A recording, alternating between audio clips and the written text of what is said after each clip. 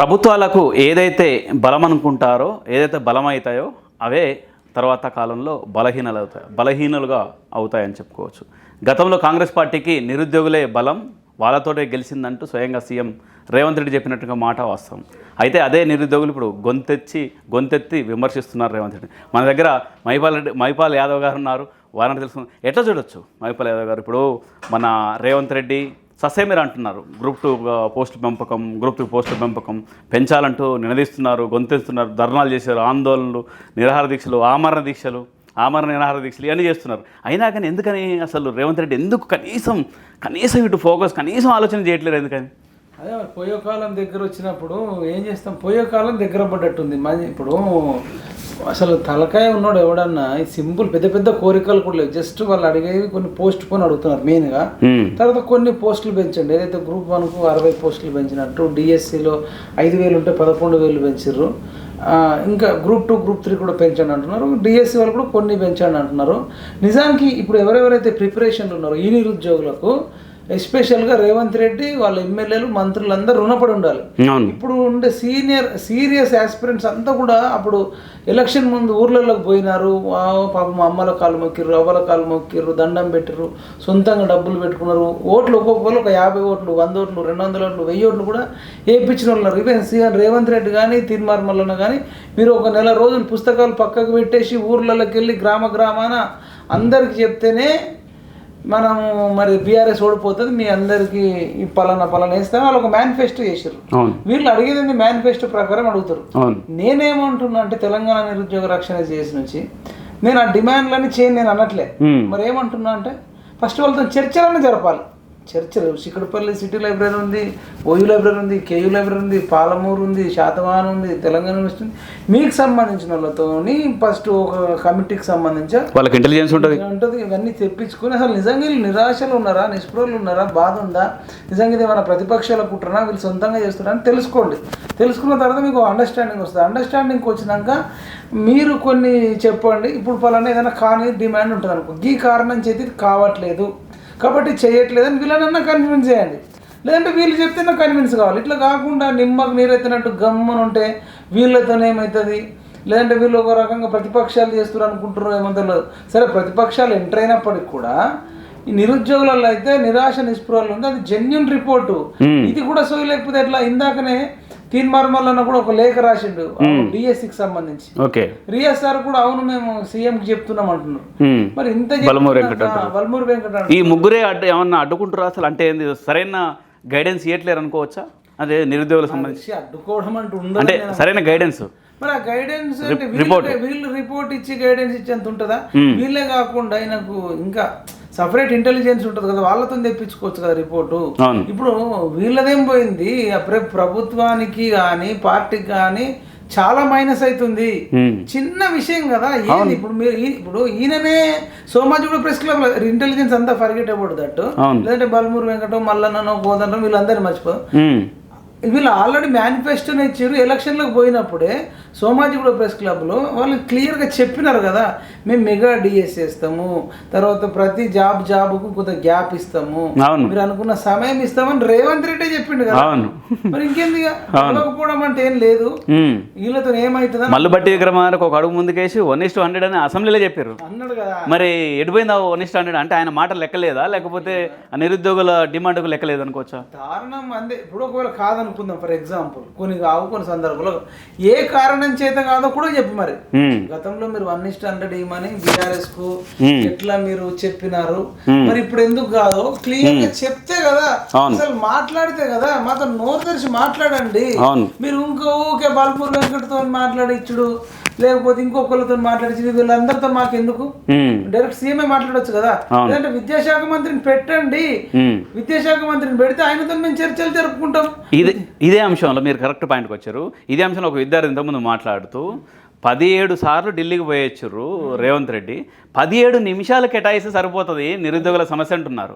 దాన్ని ఎట్లా చూస్తున్నారు మీరు? 100% వాళ్ళు చెప్పింది కరెక్ట్. సమాజం అంతా అబ్జర్వ్ చేస్తా ఉన్నారు. పిల్లి కళ్ళు మూసుకొని పాలు తాగి నన్ను ఎవరిని చూస్తలేదు అనుకుంటారట. నువ్వు ప్రతిరోజు ఢిల్లీకి పోయి అందరు చూస్తారు. 17 సార్లు నేను కూడా అడుగుతున్నా నిరుద్యోగుల తరఫున, 17 సార్లు ఢిల్లీకి పోయారు కదా, ఒక్కసారి చిక్కడపల్లి లైబ్రరీకి అదే రోజు ఉస్మాన్ యూనివర్సిటీకి ఒక్కసారి వచ్చి 15 నిమిషాలు కేటాయిస్తే పని అయిపోతుంది. అసలు వీళ్ళు అడగకన్నా ముందే చేయాలి. సరే ఇంత దాకా తెచ్చుకున్నారు కాబట్టి రండి, అన్ని పనులు పని చేసుకొని సిటీ చిక్కడపల్లి లైబ్రరీ రండి, ఉస్మాన్ యూనివర్సిటీ లైబ్రరీ వస్తే తప్పేంది, తగ్గితే తప్పేంది, ఎక్కడ నెగ్గాలో కాదు డ్యూడ్, ఎక్కడ తగ్గాలో తెలుసుకో, తప్పేంది, నిరుద్యోగులే, నీకు అసలు వాళ్ళ వల్లనే ఆ జాబ్ వచ్చింది.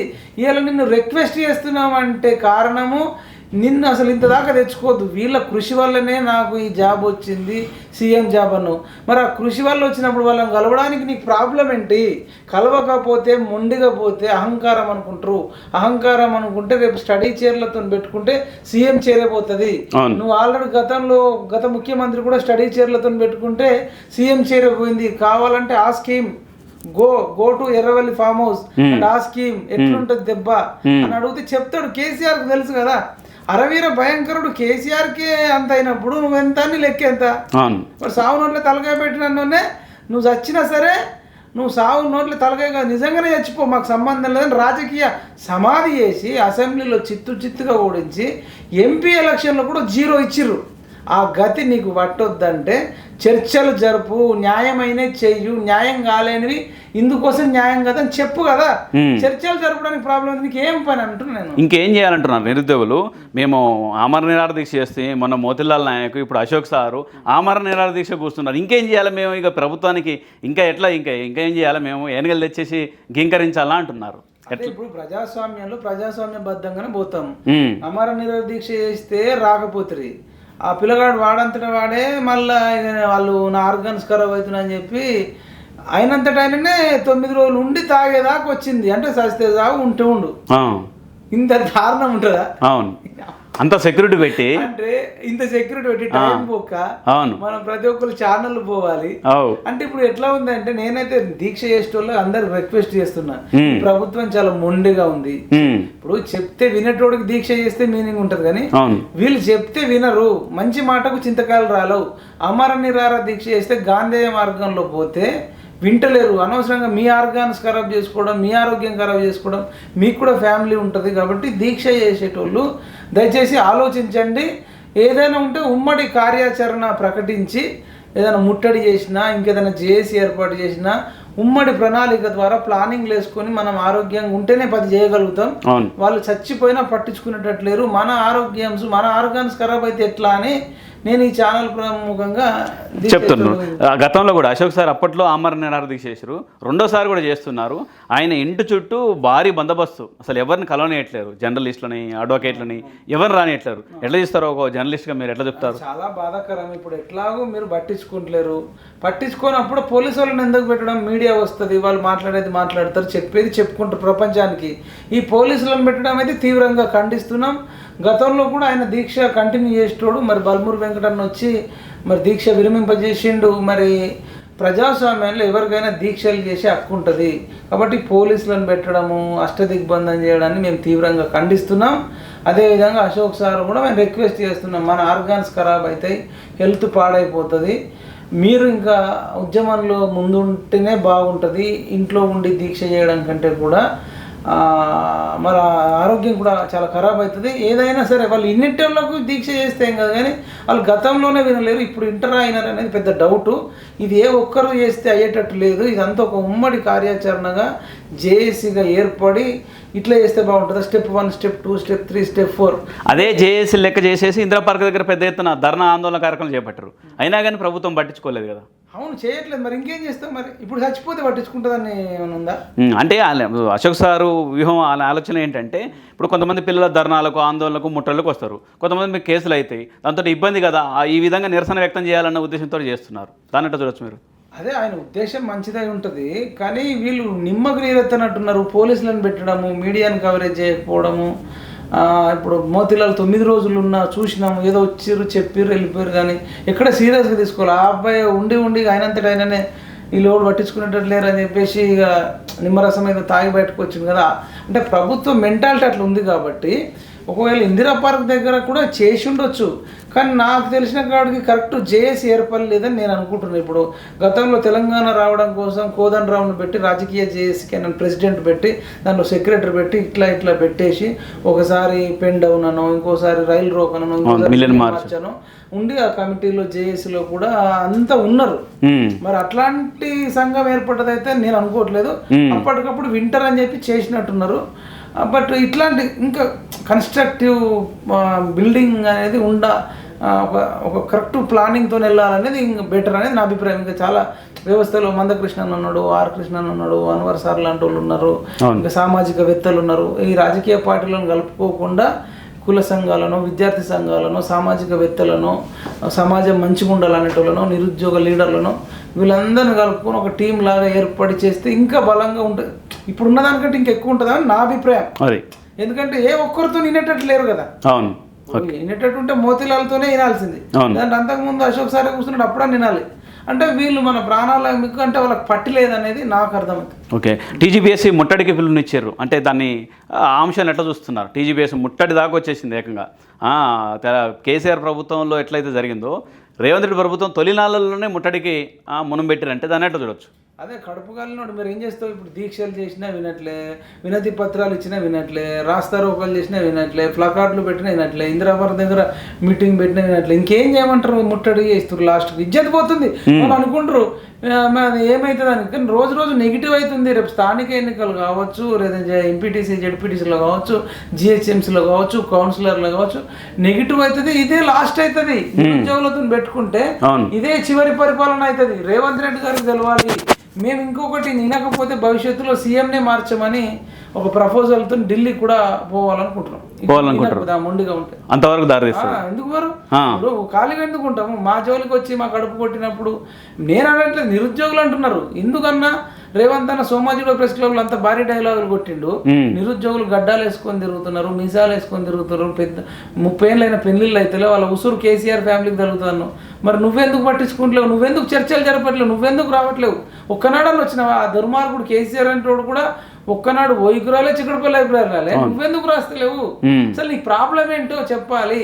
లేకపోతే ఈ కాంగ్రెస్ పార్టీ కాలగర్భంలో కలిసిపోయే అవకాశాలు ఎక్కువ ఉన్నాయని మాకు అర్థమవుతుంది. నిరుద్యోగులు అయితే తీవ్ర అసంతృప్తిలో బాధలో ఉన్నారు. ఇంత తీవ్ర మీరు అన్నట్టు ఇంత తీవ్ర అసంతృప్తితో ఉన్నప్పటికీ మరి ప్రతిపక్షాలు ఏం చేస్తున్నాయి? ఇంత పెద్ద సమస్య, ప్రతి నిరుద్యోగ దగ్గర 20-30 లక్షల మంది నిరుద్యోగుల సమస్య ప్రతిపక్షాలకు ఎందుకు అంటే అర్థం కావట్లేదా? లేకపోతే వాళ్ళు కూడా ఇందులో విశ్వసనీయత కోల్పోయారు అనుకోవచ్చా? ఎందుకంటే టీఆర్ఎస్ కావచ్చు, బీఆర్ఎస్ పార్టీ అంటే 10 ఏళ్లలో వాళ్ళే జాబ్ లేలేరు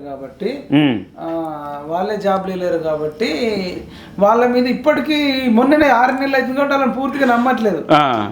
ఇక బీజేపీ పార్టీ అంటే మరి వాళ్ళు ఢిల్లీలో పోయి పార్లమెంట్లో ఎంపీలు ఉన్నారు. మరి వాళ్ళకు కూడా ఇంకా తెలుసో తెలియదో వాళ్ళు కూడా అంటే బీజేవైఎం వాళ్ళు చేస్తున్నారు, బీజేవైఎం వాళ్ళు చేస్తూ ఉన్నారు. మరి ఇంకా మీరు అన్నట్టు బీజేపీ కానీ కమ్యూనిస్టులు కానీ మిగతా పార్టీలు కానీ కమ్యూనిస్టులు కూడా ఈ కాంగ్రెస్తో కలిసి ఉండట్లో మరి వాళ్ళు ఎక్కువ చేయట్లేదేమో. బీఎస్పీ పార్టీ ఉంది, బీజేపీ ఉంది, ఇంకా ఇండిపెండెంట్ ఇంకా చిన్న చితక సింహం పార్టీ అవి ఉన్నాయి. వీళ్ళందరూ కూడా రావాలి, చేయాలి, నిరుద్యోగులకు తెలుసుకోవాలి విషయం అని నేను కోరుతున్నాయి. కానీ నిజంగా ప్రతిపక్షాలు కూడా కొంత డమ్మే ఉన్నాయి అనుకోవచ్చు. చివరిగా నిరుద్యోగులుగా మెసేజ్ ఇస్తారా? నిరుద్యోగం ఏంటంటే రేపటి ముట్టడి మీరు చేస్తే కూడా మా మద్దతు ఉంటుంది. పిఎంఆర్ టీవీ ఛానల్ నుంచి, తెలంగాణ నిరుద్యోగ రక్షణ చేసి నుంచి. కానీ మీరైతే ఎట్టి పరిస్థితులలో హింసకు మాత్రం తావీయకూడదు. ఎట్టి పరిస్థితులలో రాళ్ళు వేయడాలు కానీ, పెట్రోల్ పట్టుకోపోవడాలు కానీ, ఏదంటే బస్సులు కాలబెట్టాలని ఇట్లాంటి ఏవీ చేయొద్దని నేను రిక్వెస్ట్ చేస్తున్నా. శాంతి మార్గంలో ముట్టడి చేసి మీడియా ద్వారా మీరు చెప్పాలనుకుంటున్న సందేశాన్ని ప్రజలందరికీ, తెలంగాణ వాళ్ళందరికీ చెప్పాలని కోరుకుంటున్నా. ఎక్కువ సంఖ్యలో వస్తే బాగుంటుంది ప్రభుత్వానికి. పెద్ద మొత్తంలో మీరు ఎవరైతే అసంతృప్తితో ఉన్నారో, బాధతో ఉన్నారో మీరు వస్తేనే వాళ్ళకి తెలుస్తుంది.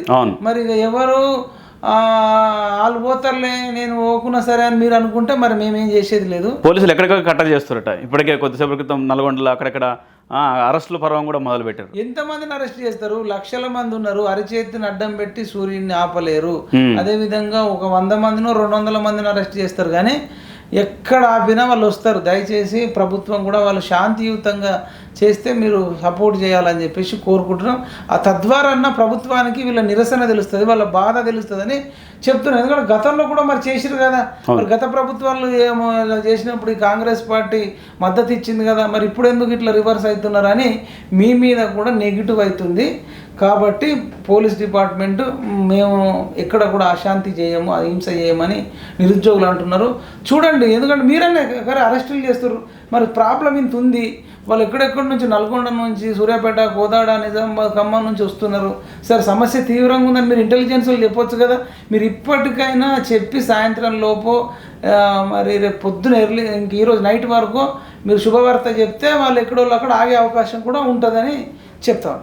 రైట్ ఇది మహిపాల్ యాదవ్ గారు చెప్పేది. నిరుద్యోగులు కూడా అసంతృప్తి ఉన్న నిరుద్యోగులు మీ అసంతృప్తిని వ్యక్తం చేయండి, శాంతియుతంగా వ్యక్తం చేయండి. ప్రభుత్వాన్ని ముఖ్యంగా ప్రజా ఆస్తులు ధ్వంసం చేయకుండా ఆ విధంగా వ్యక్తం చేయండి. ప్రభుత్వం కూడా దీని మీద ఆలోచన చేయాల్సిన అవసరం ఎంతైనా ఉందని చెప్తున్నారు మహిపాల్ యాదవ్ గారు. కెమెరా పర్సన్ సురేష్తో రవిచంద్ర, హైదరాబాద్, అశోక టీవీ.